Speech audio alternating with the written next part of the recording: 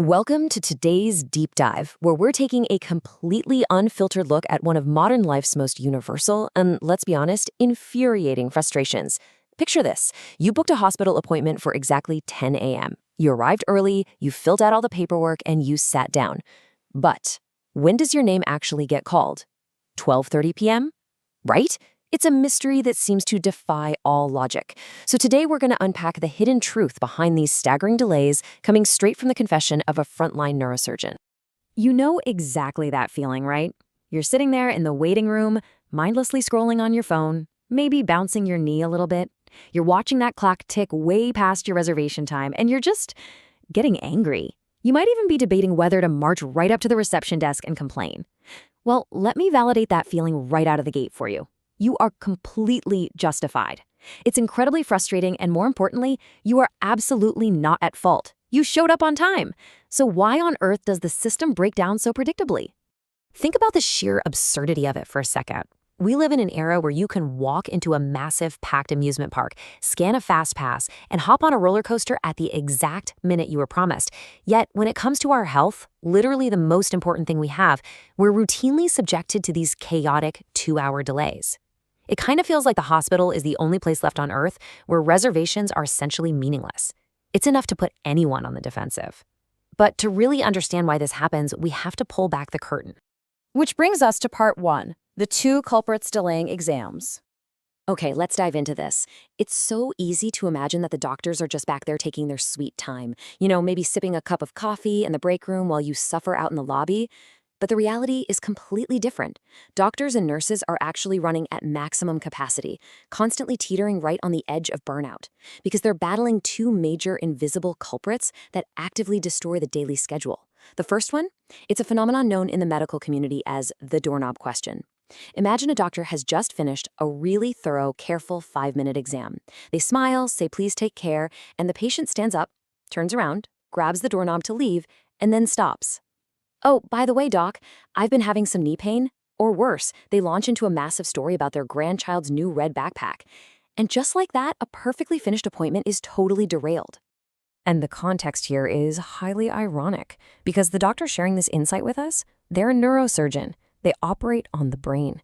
They deal with life-or-death strokes and complex brain tumors. Yet, they find themselves trapped, politely listening to an elderly patient ask questions about knee cartilage, which is strictly an orthopedic issue.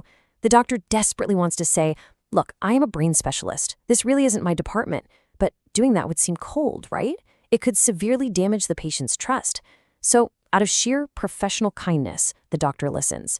And that exact kindness directly causes delays for every single person waiting out in the lobby.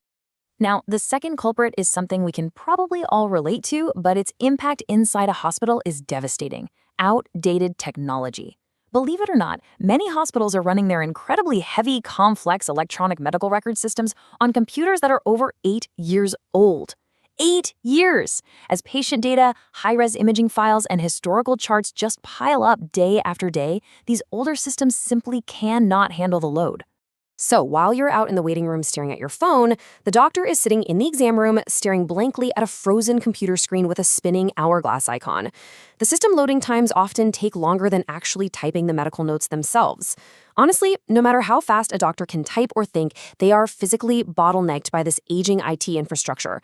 It's literally like trying to run a modern digital enterprise on a dial-up connection. And that brings us to part 2, delays proven by mathematics. So we have doorknob questions and ancient computers. But if we shift away from just qualitative complaints and actually look at the hard data, we discover a major plot twist in this whole mystery.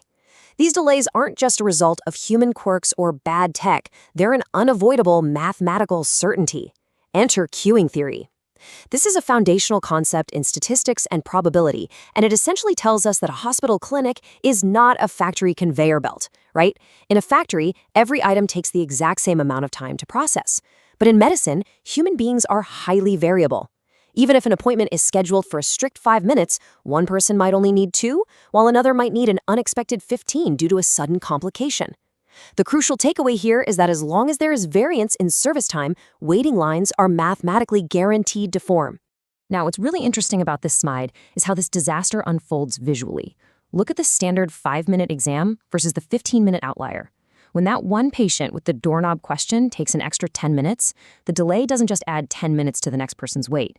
Because the schedule has absolutely zero padding, that single outlier causes a massive chain reaction. The wait times for all subsequent patients explode exponentially, compounding on top of one another as the morning drags on.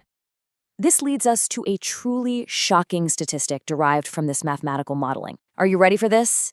If just a single morning appointment runs merely 3 minutes over its allotted time early in the day, the probability of the clinic finishing its schedule on time drops to under 5%. Just 3 extra minutes is all it takes to absolutely obliterate a schedule. The logical conclusion here is fascinating. When you're waiting 2 hours past your appointment time, it's not because the doctor is slow or lazy or bad at time management. It's cold, hard probability. Mathematics and statistical variance are practically trapping the doctors in a system that is, by definition, mathematically destined to run late. Moving on to part 3, a harsh reality unlike TV dramas. Let's bring this narrative back down to earth for a moment, because understanding the math is one thing, but feeling the human impact is another entirely. If you've ever watched a glossy medical drama on TV, you probably have a very specific image of doctors elegantly walking the halls, chatting over a leisurely lunch, and just effortlessly saving lives. But the harsh reality behind closed hospital doors is entirely different. Our neurosurgeon admits something incredibly vulnerable here. When they finally open that clinic door at 12:30 p.m., 2.5 hours late, and say, "Thank you for waiting," they are absolutely terrified. They can see the anger and exhaustion on the patients' faces. The doctor literally admits, "I'm trembling under my white coat." In their head, they're mentally performing a sliding apology 100 times over. They feel the heavy, heavy guilt of the waiting room, even though they're just as much a victim of the system as you are. Just look at this actual daily timeline. At 12:30 p.m., the morning clinic finally ends, 2 hours late. By 12:35 p.m., the doctor is sprinting back to their desk to inhale a homemade bento box lunch in exactly 5 minutes, all while simultaneously reading patient charts for the afternoon. Because at 1 p.m. sharp, they have to scrub in and begin a highly delicate, high-stakes brain surgery. There are no breaks. There is no glamorous downtime. Those TV dramas, they're a complete lie. Part 4. Solutions to reduce wait times. And this brilliantly illustrates why we need a totally new approach. We can't change the laws of mathematics, right? And we obviously can't instantly upgrade every hospital's IT infrastructure ourselves. But there are actually empowering, actionable steps that we as patients can take to help the system run a whole lot smoother. Here are 3 specific tools you can use to beat the queue. First, state your absolute main symptom in the very first 10 seconds of sitting down with the doctor. Do not bury the lead. Second, if you have non-specialty issues like telling a neurosurgeon about your knee pain, write it down on the intake form beforehand so the staff can redirect you to the right department without burning precious clinic time. And third, prepare a quick memo or a list of your questions on your phone right before you walk in. This prevents you from remembering things at the doorknob, and it keeps the conversation laser-focused. Fixing hospital wait times isn't just about demanding faster service. It's really a collaborative effort between patient and doctor. The next time you find yourself stuck in a waiting room, remember the invisible battles happening behind those closed doors. Try to think empathetically about the doctor desperately fighting an 8-year-old freezing computer or politely navigating a complex emotional conversation with the patient right before you. It entirely reframes the experience from one of anger to one of understanding, doesn't it? So I want to leave you with this final thought. Next time you're sitting in a hospital waiting room, watching the clock tick way past your appointment time, how will you react? Will you just let probability and frustration win? Or will you use these actionable tools to collaborate with your doctor and actively help beat the system?